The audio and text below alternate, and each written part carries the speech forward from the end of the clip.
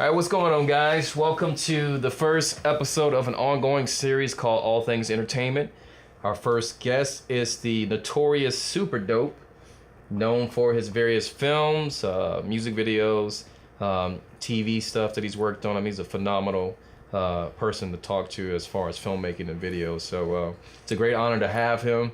And we're going to ask a bunch of questions, and hopefully you'll be able to educate these wonderful people, you know what I'm saying, on how to make it out there, man. Looking forward to it. Yes, sir. Yes, sir. So before we get to the questions, man, why don't you just tell us a little bit about yourself and how you kind of got in this game? Wow.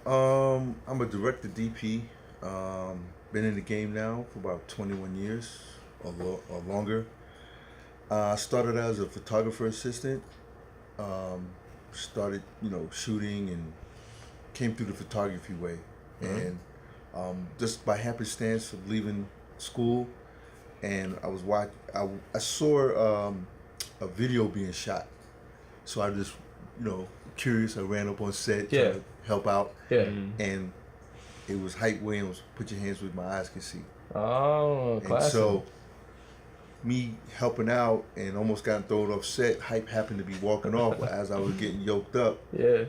And he says, "Oh, I seen you. You carrying stuff around. What's going on? Why you invading my set?" And he's really a quiet guy. He's really a focused person. Yeah. Yeah. And so he said, "If you can keep your mouth shut and your ears, if you can keep your mouth shut and your eyes open, you can stay and That's learn." what's up. And so I met briefly Brian Barber, cats who worked on Director X, other talented guys, Benny Boom. Everybody came from that same camp, and I was that. We all was kids actually. Yeah. And so that sparked my journey. Yeah. No matter what I did, graduating from law school, none of that mattered. I always did my films. Yeah. And so I said that set me on the journey to want to shoot film. Yeah. And so I asked friends and family. Yeah. For my first film, I knew some people worked at the Tisch School of Arts over in NYU. Yeah. I said, "Yo, how you get this camera? How you get that camera?" Yeah. And so they said, "Okay, you can get this. You can rent that." Yeah. And so that's how basically I got started. I just piecemealed everything together. That's what's I up. borrowed money from some guy. Yeah. I worked. My military benefits kicked in. Mm-hmm. Yeah. So That's I what's just up, put everything together, and I put my I wrote a halfway script because I'm not a script writer. Yeah. But I had somebody else write a script for me, put it together. Yeah. One of the kids, and I shot it on my own. About Nice. $20,000. Wow. I didn't know nothing. This is back when. This is back in '98. That's still a lot of money if you're talking about 98. Yeah. Yeah. So that's my first film, '98, and then my second film, I helped out my buddy Effie Baniel. Yeah. We did his student film, and I had a little more experience than him, but he was a better writer. Gotcha. And so I gave him, some of the pointers and what I did, and ended up getting free film and stuff like that. And then that won an award. That's what's up. Which led to our next film for Showtime. Yeah. Which is what was the Land of the Free. Okay. Pretty sure I've heard of that. Yep. Yeah. Land of the Free. We shot that. we did that, and then once we did, we got that gained a lot of stuff. Yeah. And we was the directors to look out for at the time. He went in a different direction, and then my brothers came to me about his thing, about his father, not my father, but his father, and so he had a great interesting story. Again, we brought in Effie Baniel, who came in. Yeah. He wrote it, gave a nice good treatment, and we shot it. I don't like really talking about it because this was really starting when you make that transition from doing student film to actually doing film for money. Got you. And not really understanding the game. Even as an attorney, I didn't know that side of the game enough. Yeah. And as a junior attorney, I just got out of law school and I didn't get too Gotcha. about anything. Gotcha. I was more creative at that point. Yeah. And so when we did my brother's film, it was great. We raised $60,000. Man. I'm glad you're talking about this kind of stuff because that's going to relate to some of the other questions we have. Yeah, and basically this was before all the GoFundMe, Kickstarter. You had to knock on the door. So it was much harder to get money back then. Yeah. I mean, you had to knock on doors, and you had to know somebody that knew somebody that put you in. And why you want to do a film? Let me see what Right. you did before. Not that they understand the process, but they want to know that okay, you really trying to do a film. Yeah. And being in Atlanta at that time, this was the later 2000, early part of the 2000s. I left and came back from the military again, deployment, and this was like 2002, 2003. It was still, everybody wanted to get in the film industry. That was the prime time of everybody. Music was leaving. Facer had left. Things was just moving. Film was just really being bubbled here in Atlanta. Okay. But it was timing, and people wanted to be part of that. Yeah. Yeah. So borrowing money wasn't as hard as it is today. Okay. It's just too inundated. Everybody think they can do it. Right. And we'll talk about that later. But got the money, and here comes the pressure. Gotcha. Now, Gotcha. Never experienced it before because it's my stuff, my money. Right. Right.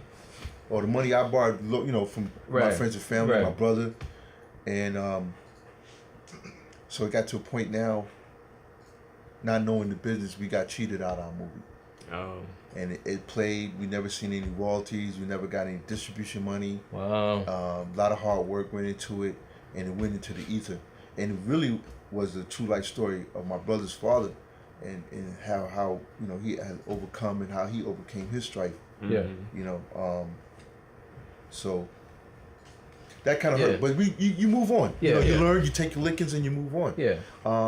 Had an opportunity to do another film. Yeah. That guy who saw us do that film wanted us to do his film. Yeah. Which is called what was that film called? Oh man, excuse me, it's been a long time. I've done a lot of films since then. Yeah, you straight. The Last Adam. Okay.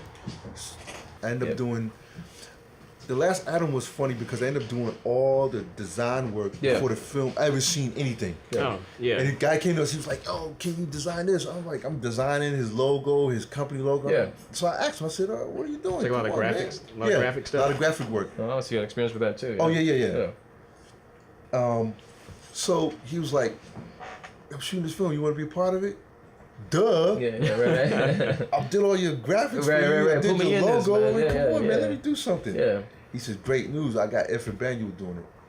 And so I said, "Oh, cool. Efren is my buddy. We talked. Yeah. I had an opportunity to really work on that film." Mm-hmm. And it wasn't where I wanted to be on the film, but at least I was part of the film. I did all the graphic background. was set photographer, and I did some side helping out with cinematography. All right. So on that note, cinematography. Now you stated earlier that nowadays the industry is very inundated with everybody trying to be a filmmaker. Yeah.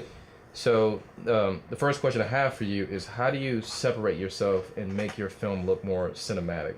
Because there's a lot of nice cameras out there, you know what I'm saying, and there's a lot of features that's kind of like auto features. Yeah. You can kind of throw on your film, but there's still something that separates a film that looks cinematic versus someone making a film. I don't know Instead if of you just understand what I'm something trying with to a say. nice camera. Yeah. I get it. I think the word cinematic is a little overrated in the terms of, because we are trying to mimic something that is no longer here in terms of film.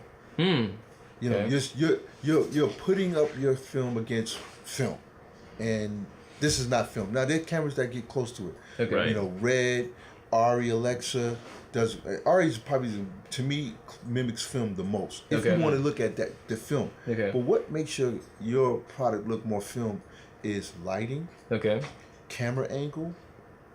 Great story. Okay. All the other things, not how it was shot on, because I've seen films shot on 16 millimeter that was beautiful.